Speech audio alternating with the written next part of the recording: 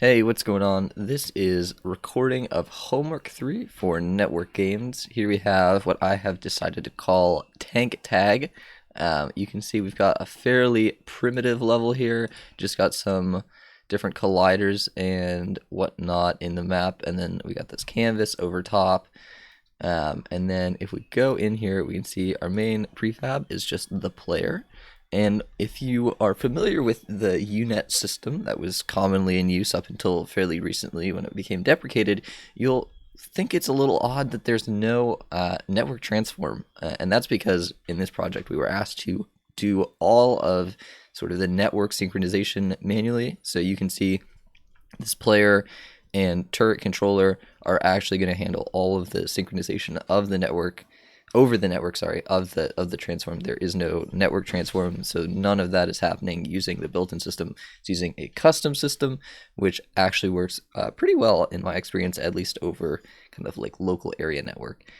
And then there's some advanced features we have here. The biggest one is the post-processing that you can actually see over here. We've got, I was going for kind of a CRT effect, so we've got scan lines that aren't moving because we're in the editor. We've got kind of a barrel distortion here on the edges. You can kind of see it, a little bit of a vignette, and then when we get into the game itself, you'll see a glow as well on the bullet projectiles. Lastly, collision detection for this was not done using the built-in system. You'll notice stuff does have box colliders, but that's just an easy way for me to kind of get the information about collision stuff into the game. The actual game stuff just uses, custom bounding box on bounding box collision. Well, technically, so it does kind of use the collision system. Actually, I forgot how I did this.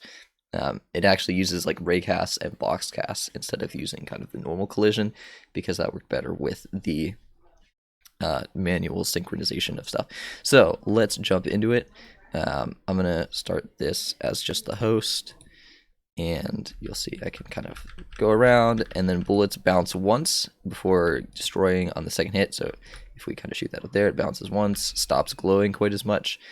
You can see there's still a quit button. That's because this is waiting for a second player. So let me drag over another game, and this one's a bit bigger too, so you can see it. And we'll start the client. You'll notice both people get reset.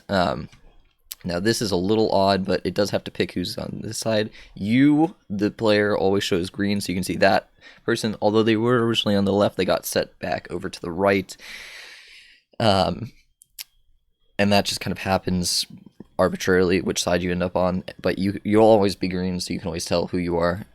You'll see that we have the synchronization of where they're looking and where they're moving. And so now if we come over here, all right, so you can shoot yourself, and I just did, and this is based on the game of Pig from like basketball. So every time you get shot, you get a letter, and once you get Pig, you lose the game. So we'll you can see we shoot that guy. Every time someone gets shot, player positions get reset, and then just to speed this up, I'll kill myself. You can see it then does loser and winner. And then I did not have time to add a kind of reset, so once you get in this position, in this state, the game is just kind of over, and if you want to play again, you just restart the game. So yeah, I think it turned out pretty well. The network synchronization works pretty decently, at least on LAN. So yeah, that's. And you can exit the game by hitting escape, at least in the builds. So yeah, that's homework 3. I hope you enjoyed. Thanks for watching.